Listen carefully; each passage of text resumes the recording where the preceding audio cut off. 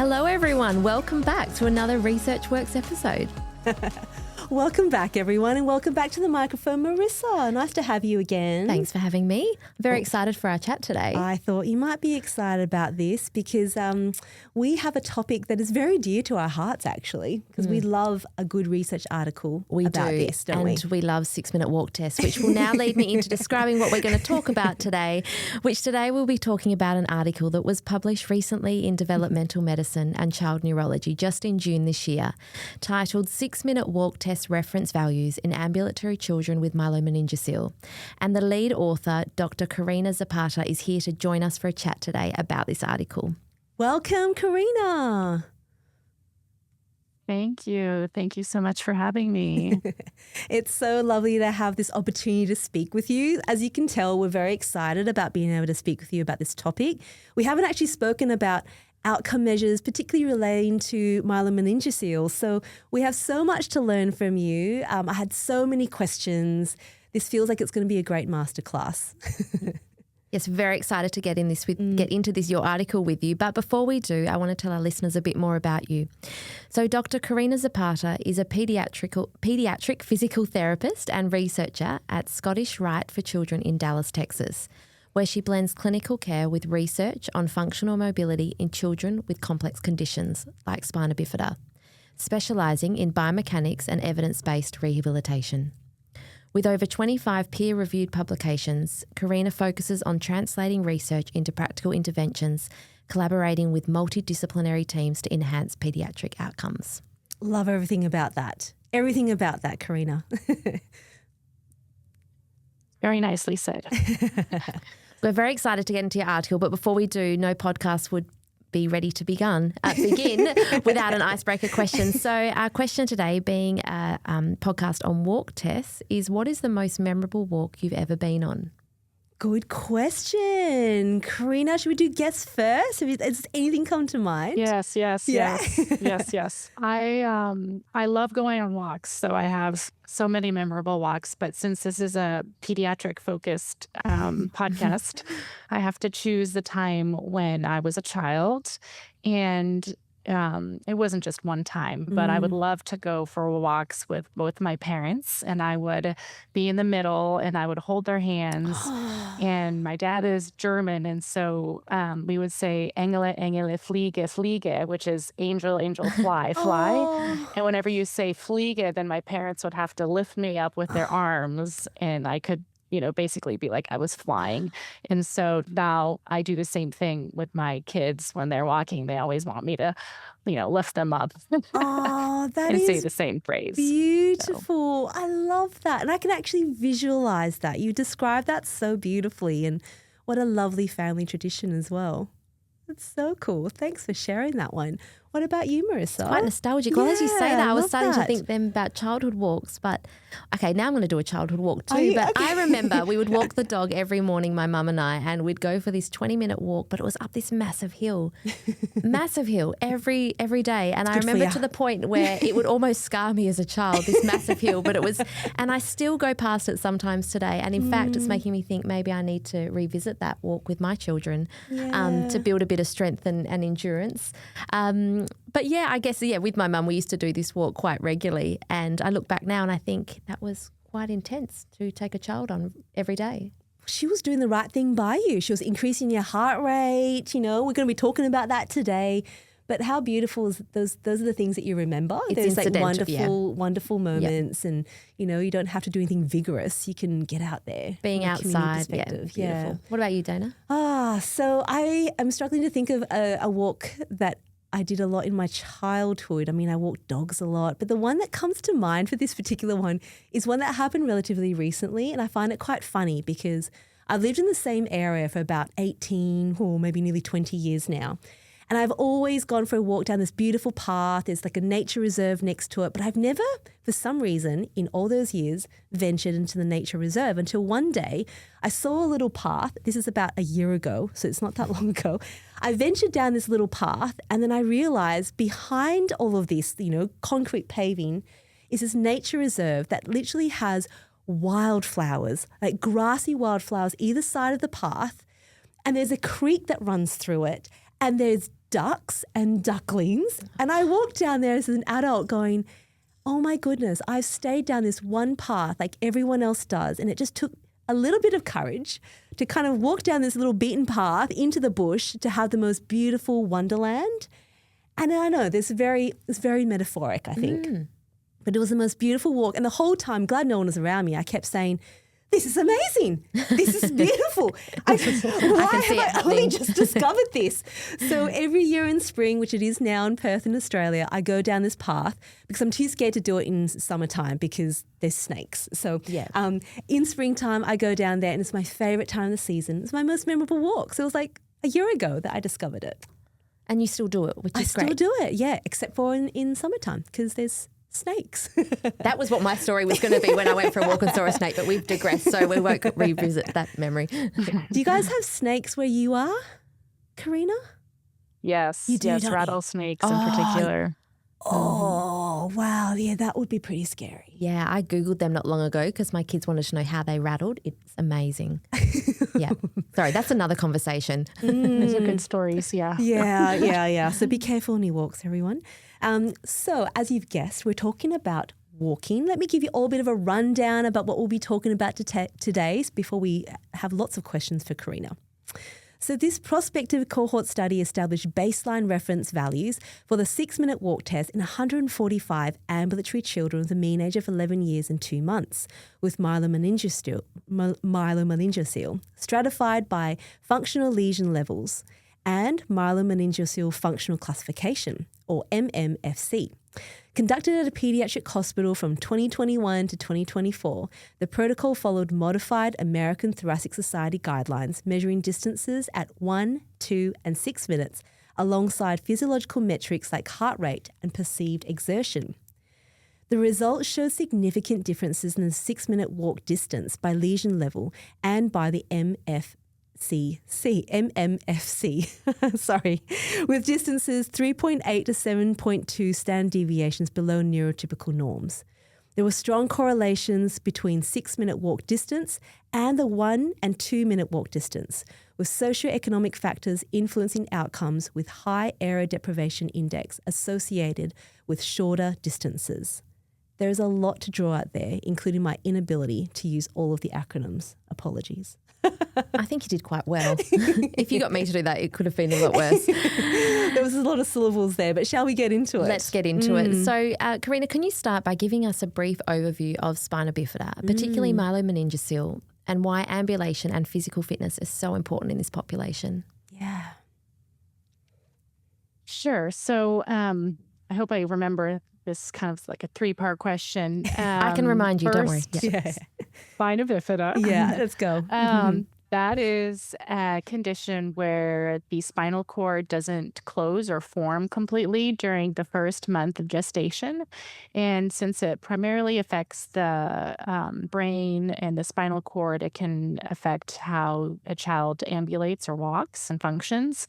But it also affects other body systems like the bowel, the bladder, the skin, and their cognitive and executive function. And typically, the higher the anatomic or functional lesion level at the spinal level, the more muscle weakness, the more orthopedic concerns there are, the more equipment and orthotic needs that a child has. And so the lower you go down on the spinal cord, like down to the sacral-level, there you have less muscle weakness and associated other comorbidities, and usually tend to have more bowel and bladder function. So things like self-catheterization and shunts may not be as big of a concern. There are also different types of spina bifida, and so myelomeningocele is the most common and the most severe type of spina bifida. We see all types of spina bifida in the spina bifida program that we have at our institution. And actually, we included originally the 193 kids with different types, but during the review process, it was suggested that we only include those with myelomeningocele because we expect their 6-minute walk test distances to be shorter or worse, which they were about by 100 meters. Wow. So then we kind of quickly talked about the other spina bifida types, but focused just on myelomeningocele for the purposes of this research study. And then we focused on the 6-minute walk test and using that kind of also as a surrogate. Actually, there's a paper that talks about how even though it's a measure of functional capacity, it also actually correlates with community ambulation. And so a lot of kids, as they get older, they grow taller, they get heavier, and especially those with lower function, they end up going from walking into a wheelchair. And as they get older, it's harder sometimes, a lot of times, to participate in physical activities. And so there's also this secondary deconditioning effect.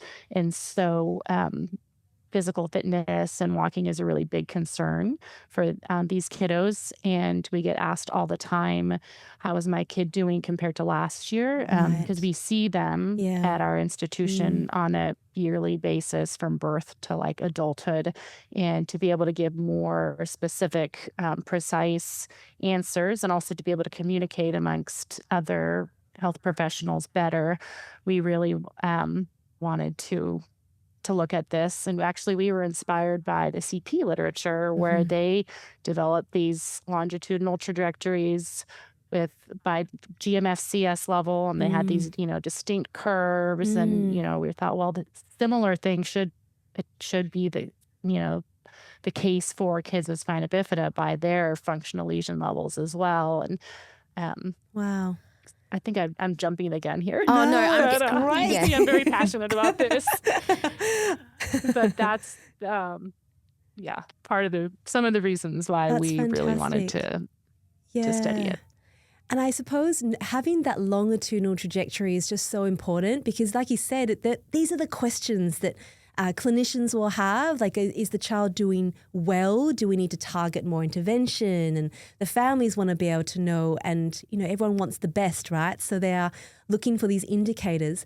So up to this point, when it comes to functional capacity, what other ways do you as clinicians track progress in children with spina bifida? Yeah, so because their functional lesion level is so important, we pay a lot of attention to their strength. And so just like a manual muscle test according to different, especially very key muscle groups. So for example, the thoracic lesion level, that's basically flaccid lower extremities. And then you have the high lumbar lesion levels. That's where they have the presence of hip flexors.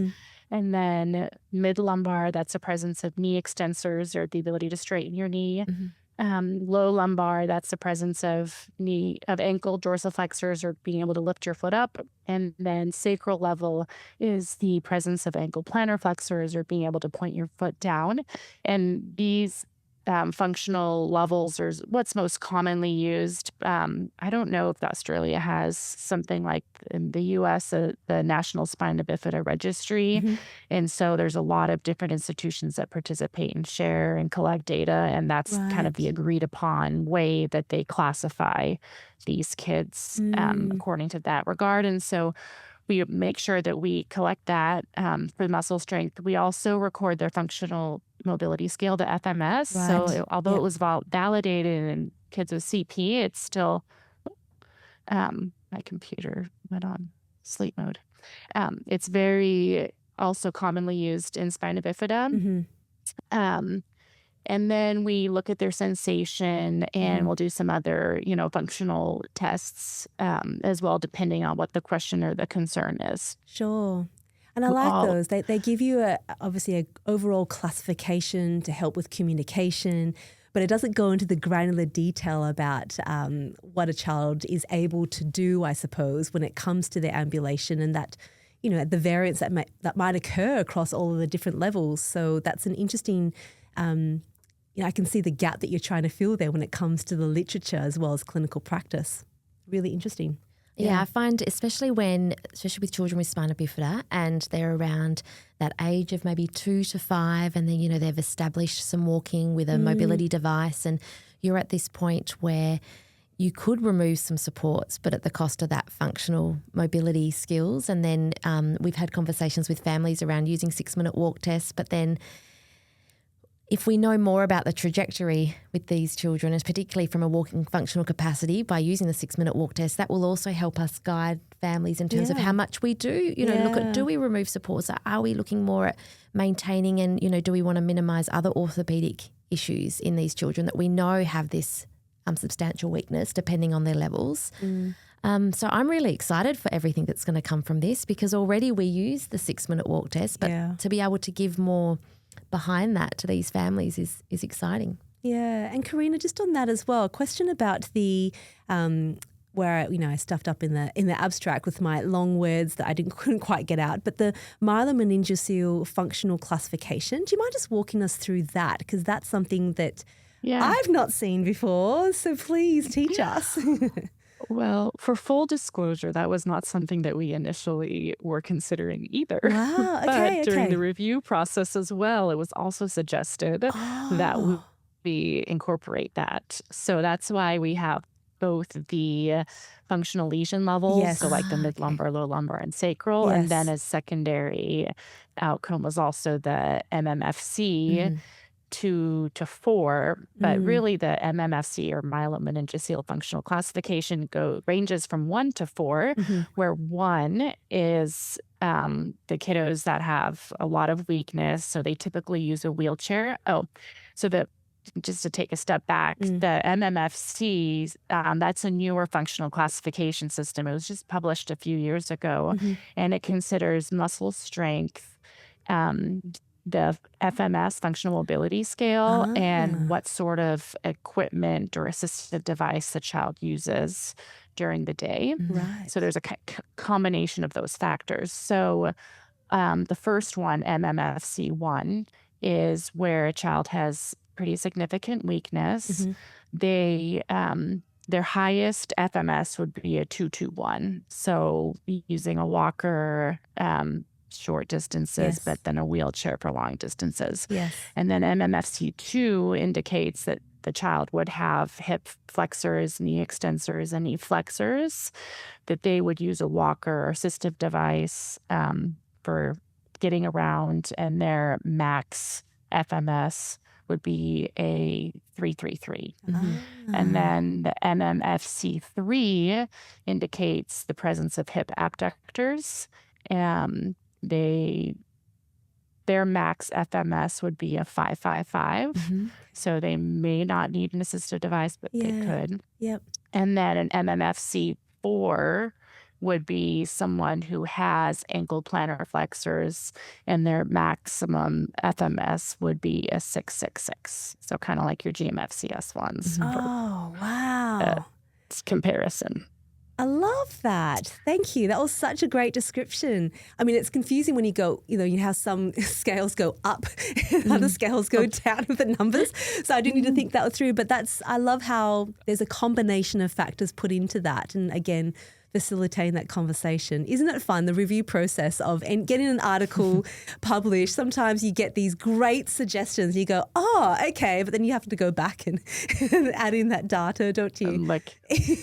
And we typically do record their FMS, and we do record what assistive devices they use and their muscle function. We just didn't describe it like context. MMFC, 1 to 4. So, that's wonderful. It's wonderful. Yeah. Definitely something we're going to use moving forward. So thanks for explaining that so well. Now, we're going to take a bit of a side detour on another important point of your article, which was around social determinants like insurance type and Area Deprivation Index, or the ADI, and they were highlighted as influence of health outcomes.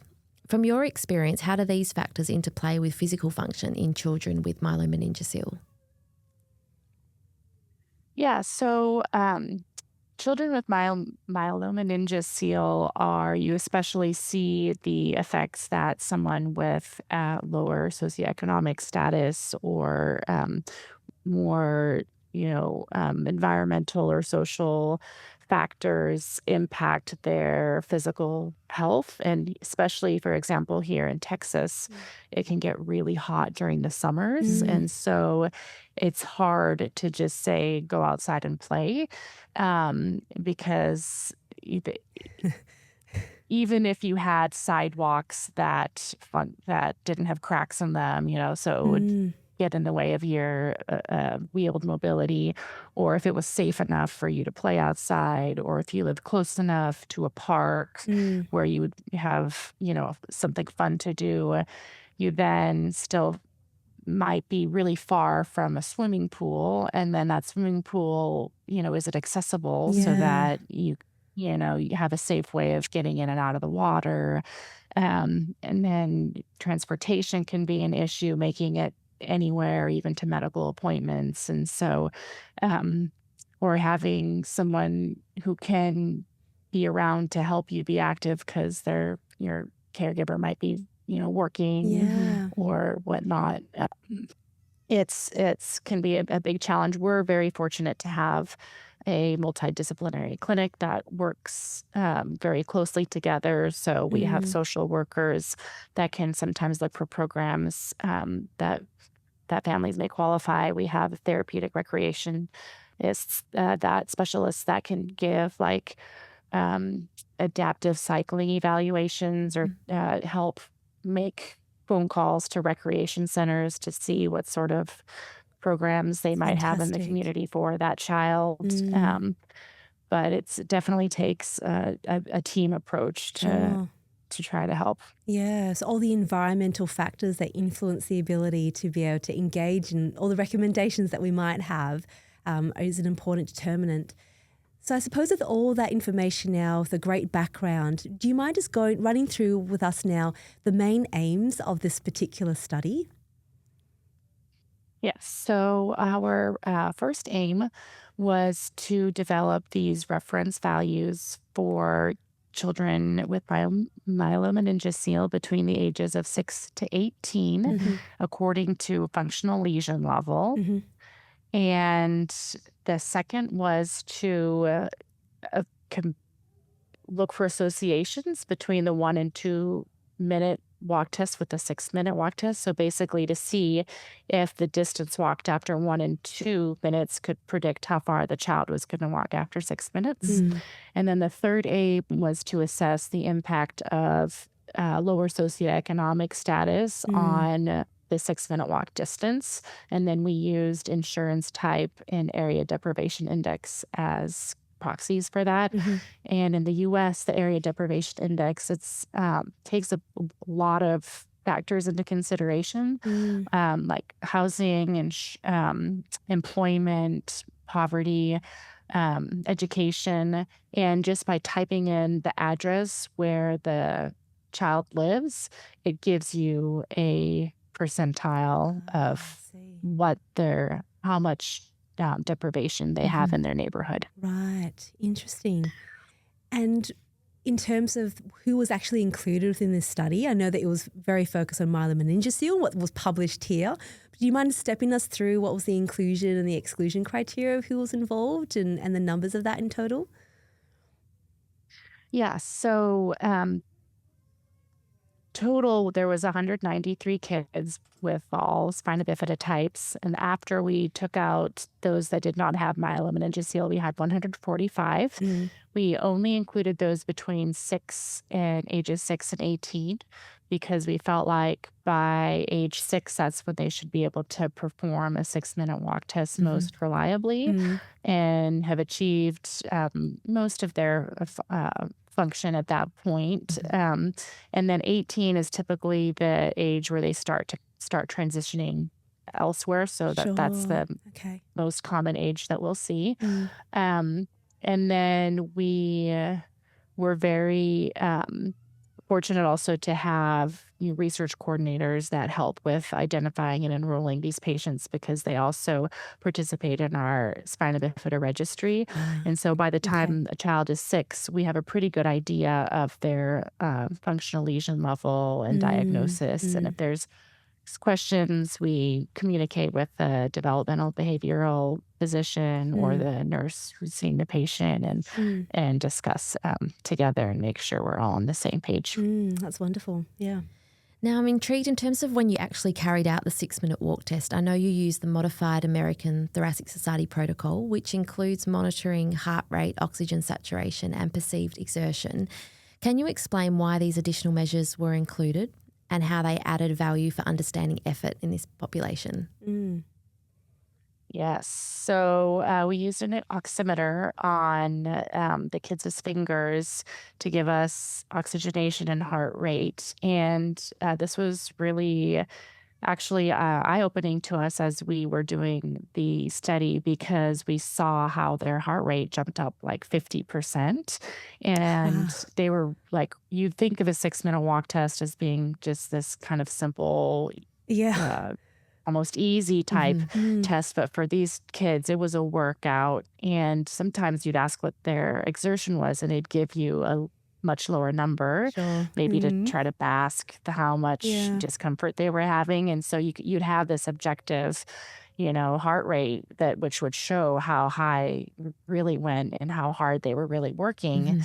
And so also, you could say that if you do some intervention and their distance doesn't improve, but their heart rate doesn't go up as high, I feel like that's also a great piece of information to be able to have and to say, you're in better shape. Your heart doesn't have to work so hard to, expend this energy and get you from point A to point B.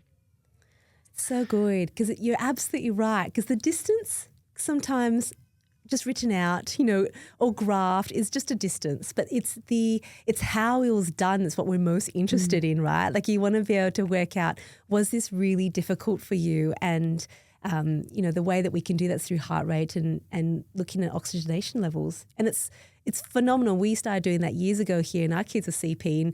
And, when you do it, you're like, whoa, that's not what I expected. And, how much harder it is for them to work, or over time, how the 6-minute became a whole lot easier. I think those factors are so important, aren't they? I love that you did that. Can I ask, when you carried it out, this is slightly off topic, well, on topic, but another added question. When you were doing this and the heart rates, did increase, did you ever have to stop the walk test because the heart rate increased to a certain level? And if so, did that ever correlate with when the child wanted a rest? Because I'm always interested about how the children, correspond themselves and how they feel their exertion when their heart rates are, jumping so high. Yeah, we never, or at least that I could recall, stopped it because of what we saw. We would sometimes ask, are you feeling dizzy?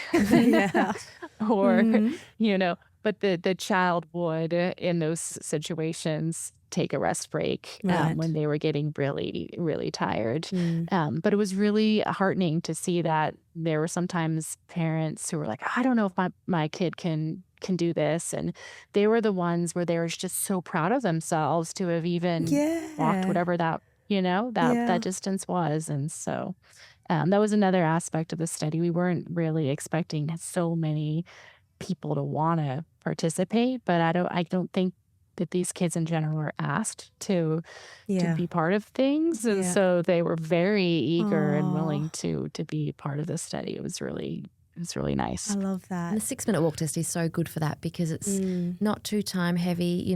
The child, if you're asking them to walk at their own, rate over a 6-minute. And I think, like you said, sometimes you're giving them an idea, wow, we could walk 100 metres over, 6 minutes. Maybe we can take your walker to the park now. We don't have to be confined to indoor mobility and things. So there's a lot to come from the 6-minute walk test, in case I am a big fan, in case you haven't noticed. Can I ask before we head into the results, because now we can't wait to get into the results. It's just the 1 minute and 2 minute. Did you do them separately or did you do them with the 6-minute walk test? Like how did you time all of that, I suppose? Yeah, so we did it at the same time. So we had bean bags that we would throw after 1 minute to mark that distance, and then after 2 minutes to mark that distance, and then get both to so that it could just be all done at the same time point. Sure. Perfect. And the child just had to do one test. Like their involvement in this was just to do it once. Okay, fabulous. All right, results. Here we go. I'll just do a general question to make it easier, and then you tell us what you would like. But Karina, what were the main results from this study? Okay.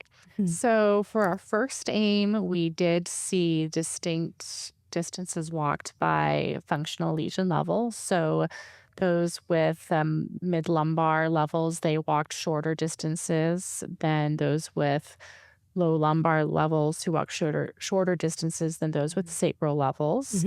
And it was I want to say it was about 75-meter difference between each lesion level. And the minimum detectable change has been found in spina bifida to be about 36 meters. And so it was definitely clinically meaningful. Yeah. And it's similar with the MMFC 2 to 4, also very distinct kind of distances walked. Yeah. The second finding was that there was a very strong correlation with the 1 and 2 minute meters walked compared to the 6 minute walk test as far as meters walked. So it was like 0.93 and 0.96, which is very amazing and remarkable. We weren't expecting that. Yep.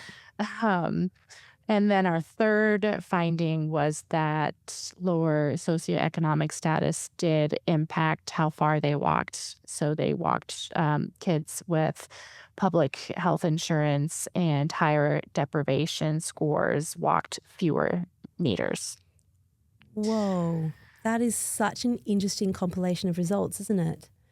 Was there, I don't want to delve into all of it, but was there anything that was surprising to you that came out of that?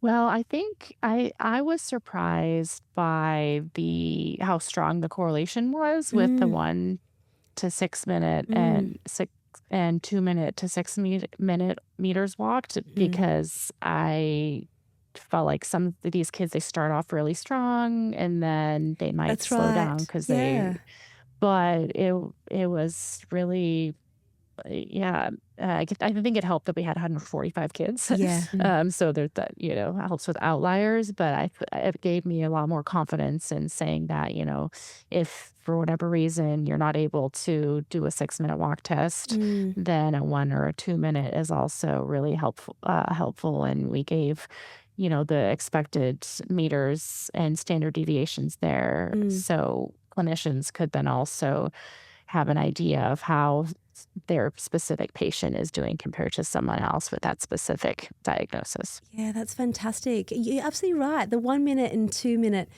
I have to admit, I'm always a little bit reluctant to use them sometimes, because you're like, does it really reflect what they might do in a community pace? But the fact that they're so strongly correlated means that if you are really, what you often hear is we're really tight for time, don't have time to do these measures. But 1 minute is something that you can do, right? You can walk for 1 minute and have a good idea about where they are currently functioning and where they might be headed and how to plan your intervention. Like, I think it's so valuable. A lot can come from that. Exactly. It's quick, it's feasible. You can do it relatively frequently to track. That's fantastic, yeah. Did you find any differences with regards to age? I mean, you had quite a lovely age range, didn't you, from 6 to 18, covering that school age. Did you see any trends there? Yeah, so we did notice that up until the age of 12, there was kind of the one distance, and then after age 12 to 18, there was other distances, like for a little bit further distances walked, but it wasn't as strong as we were expecting. And I don't know if that's also because sometimes, especially with the lower function, that it gets harder to walk the older you get. And so I just feel like what we're collecting now is the longitudinal data to where we have the same kids who we're tracking on a yearly basis to seeing individually and with them, how are they doing over time. Yeah, That's super interesting, isn't it? Because that, again, would be really valuable. Yeah, to see whether there's that functional decline and when it happens and what we can do then to prevent that is obviously a huge thing. Yeah, absolutely. So from your results, how do they compare in this group compared to neurotypical norms? Yes. So the kids with mid-lumbar levels, they were about 7 standard deviations below the neurotypical youth. And those with low lumbar were about 5 standard deviations below neurotypical youth. And those with sacral level, so those, the least affected, they were still about, on average, 4 standard deviations below the neurotypical youth. Which is why, again, we're very, shows the need to have their own kind of norms so that we can better understand really how they're functioning compared to someone with their similar function. And also this has kind of helped us explain to parents how their child is functioning and, helping them understand that not all spina bifida is the same and how really what we're trying to achieve and how even let's say if we try an orthotic device or something else, we can give better information as to how that might change things as well. Yeah, that's fantastic. It is so useful to be able to have those norms within their diagnosis group because, like you said, so much more can come from that in terms of guidance and reassurance to the parents. It's true. Because you can't compare. Always say, you can't compare. Yeah. My child's so individual. And yes, the different levels do dictate so much about function, but this is given a lot of clarity. Yeah. Now I'm going to delve back in. So in terms of I would love to know more about the relationship with public insurance or Area Deprivation Index. What are your thoughts on that? Yes. I mean, yeah. I know it's like a very big picture kind of a question. So in general, if you have public insurance, you typically have a lower socioeconomic status. So you would usually have higher deprivation index. And yeah, there's still a lot that we really don't know how all the factors interplay, but the fact that it did show that it is affecting their function really kind of helps us see the importance of addressing this and trying to take it upon ourselves to be thinking about the bigger picture and really ways that we can be supporting families on a broader scale and not just, are they going to come to therapy or not? Yeah, that's right. I find this particular finding just gives so much insight because it shows what's modifiable, in terms of what function can look like. There's the environmental and contextual opportunities that can be provided. And you think about finite resources, where would you spend them? Would you do more sporting groups or race running opportunities? And where are your physical activity options and where you might target them because it's modifiable. Like there is something that you could possibly do about it if you can hone in your resources in the right way, right? But it shows you that providing intervention, being really focused on improving physical activity does work and it can work. I mean, that's how I see it. I don't know. Is that how, what do you think about that, Karina, in terms of a perspective? Yeah. Yeah. And so, I mean, we have like summer camps where we try to really encourage, it's a camp dedicated for kids with spina bifida where they can be together, and it's basically an intensive, week-long experience. And there's so much that can be covered and targeted. And then there's different like learn to golf and adapted, sports programs that they can participate in. But I feel like the week-long summer camp is the easiest and best way for if you're, a family with limited time and resources and whatnot to say, okay, I can do this. So it also gives the child that autonomy to be like, these are my, they can meet peers with a similar diagnosis. That's right. And I think from a young age to have that yearly connection is quite an amazing thing. Also, to I guess whether whether there's workshops and things like that is teaching them about, things they could do to improve their fitness and stay physically active. And again, you're empowering the child, which I think is amazing. Yeah, that's right. But also even that you have a social worker in your multidisciplinary team is, I think, such a good shows the value of not only, yes, obviously we know, like Dana was saying, the intervention makes a difference, and being on your feet is so important, but how can we get this to the people that are that's right. are not able to achieve the same results? The behaviour change, you're really thinking about all those aspects of bringing in the different skills and the different areas now, because it's a multidisciplinary approach.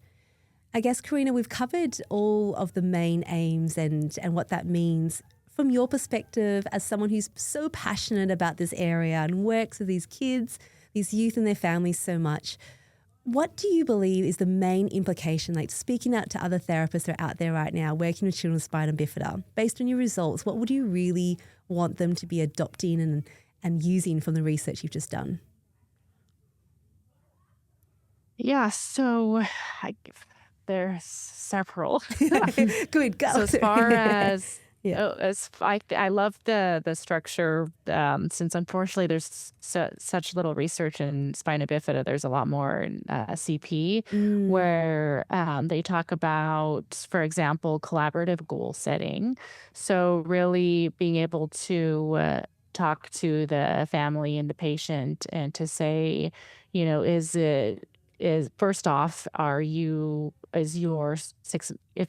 can you do this 6-minute walk or 1 or 2 minute walk so that you can see how they're functioning compared to another child similar to them, or ideally even over time, so that way you can have discussions about, is there an intervention that might be helpful? Would that look like an orthotic device? Would it look like a change in your assistive device? If you're getting older and your school campus is getting bigger and it's harder for you to get around, especially, those sorts of conversations. And then therapy. So would you be interested in doing an intensive therapy bout? There's a study that was published from the Netherlands. At this point, it was almost 15 years ago, where they did intensive treadmill training in kids with spina bifida, and their 6-minute walk tests did improve after twice a week, 12 weeks. It was a home-based treadmill training program. So the therapists were going to the kids' home. And also just, asking and figuring out what we can be doing, what's a priority for the family and the child. Beautiful. Since there is a lot of deconditioning that can be accompanied by the diagnosis, even if you might not be changing their muscle architecture, for example. And so I also feel like in the CP literature, these kiddos are starting to be treated more like athletes, where you're really challenging them and seeing what they can really do. And I'd love to, have more of the same with our patient population, where it's not just very kind of walk in the park, really. We were just talking about sorts of things, but they're really, their heart rate is going up. They're really, being challenged and trying to see if we can really move the needle. I love that. And as you're talking about that, I just go, there is so much, there's diagnostic specific information that's so important for clinicians to know, right? We need to be able to understand that. But when it comes to an intervention, everything you've spoken about there, yes, very inspired from the area of cerebral palsy being, such a big area of research. But it's the same kind of thing, right? It's the goal setting. It's being collaborative. It's thinking about those motor learning strategies that are sort of, really promoting that autonomy, but also your physical activity strategies. So, there's an element there that's quite, I guess, transdiagnostic to be, as to put a term to it. But I think that says to a therapist that's working with kids with maybe a big, caseload, is that you can be doing these things across these different diagnoses and that you can be really effective with them, right? We're seeing the same kind of thing. But it'd be good to have very specific information about children with spina bifida in particular, so we know what the aim could be and what the trajectory might be. But I think that gives a lot of hope. It's very exciting. And we know, we know the importance of exercise. We know in the population of cerebral palsy. So that's right. Like you said, for this population of children and adolescents with spina bifida, if we can give more information out there, more supportive data to be like, do you know what? No, you don't have to, whether that's, like you said, adaptive cycling, different ways to be active and on their feet to influence their endurance and exercise tolerance. That's fantastic. Love it. Okay, so here comes the question, where to from here, which I'm excited about hearing that there's more longitudinal data. But yeah, where to from here for you and your team? Yeah. So we're working on the longitudinal part. We're also doing 6-minute push tests for our wheelchair users and trying to get some reference values for those kiddos. And so there's also actually some patients, they do both the 6-minute walk test and the 6-minute push test if they're kind of on the border. And that way, there's not very many, but there is that whole transition where you're not really sure what's their primary mode of getting around. We were trying to do some intensive treadmill training, outpatient therapy at our institution, but it is not home-based. It's at a hospital, and we did notice it was very hard for families to make it twice a week for at least 8 weeks to these sessions. And so I would love if anyone else could, who goes to families' homes. You'd have to have a portable treadmill, which I don't know how many people have, but to make it, or, make it more feasible, something like that would be wonderful. Also involving dietitians in the whole fitness and health conversation, since maintaining a healthy weight as these kids get older is always also really important. And that's also, I feel like, would take a lot of time and energy as well. Yeah, no, that's fantastic though. That's so wonderful.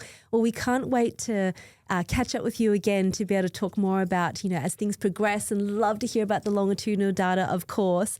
But before we talk about next time's date, Karina, let's head to our final segment, which is called Tell It to Ed. Ed, as you know, is our producer. He doesn't have a background in child health, but he has been listening on this conversation. He hasn't heard any of this content before, so I'd be interested to see what he's thinking. Before he has a chance to ask you a question though, Karina, do you mind just summarising this area that we just spoke about in about a minute or so? And Ed, you'll have time for one question. So take it away, Karina. Sure. So we did a study on 145 children between the ages of 6 and 18 who have myelomeningocele, which is the most common type of spina bifida. And we developed reference values for how far they could walk after 6 minutes, and found distinct distances walked depending on their anatomic functional lesion. So those who had more muscles present walked further than those with less. And we also found that the distance walked after 1 minute and 2 minutes predicted how far the child would walk after 6 minutes. And our third main finding was that socioeconomic status impacted how far the kids walked after 6 minutes. That is phenomenal. It's a lot of work to put into 60 seconds, isn't it, Karina? You did a fantastic job. Well done. All right, Ed, are you ready? We'll find out. Okay, off you go. So it's been a fascinating conversation, and I'm a maths computer kind of guy, so I kind of appreciate the fact that there was ways that the 1 and 2 minute walk test, am I getting that right? Yeah. Correlates with the 6 minute one. And so my head always kind of goes to how you can democratize these things, and obviously the 1 and 2 minutes kind of makes it a little bit easier in a clinical setting. I'm assuming professionals are very not time poor, but they don't have a huge amount of time in clinical sessions. So rather than, and I don't know if I'm getting this right, but rather than perhaps doing the 1 and 2 minutes in a clinic, can this data be collected at home? Like, so I'm just wondering whether that further democratizes this, and mobile phones and sensors can kind of tell when people are walking on a flat surface versus an incline or a decline, and up the hill with your mum. Yeah. And whether that kind of would help with, I'm not going to get this right, longitudinal studies. Oh, very good. So data that's kind of collected that's not necessarily in the domain of the clinic, and it kind of keeps feeding into something that might be more like a learning healthcare system that kind of develops this kind of thing. Such a numbers person. Yeah. Karina, what do you I'm just think throwing about out buzzwords at this point. No, and we've been actually trying to also improve our communication with school therapists and kind of use the 6-minute walk as a way that, they can use that as well for tracking how a child is doing. And then we get these assessments from other community therapists for us to also kind of better understand how the child is functioning. But I agree, anyone could be really doing a 6-minute walk test. And the families can have the knowledge, right, to know how their child is doing or may not be doing as far as changing.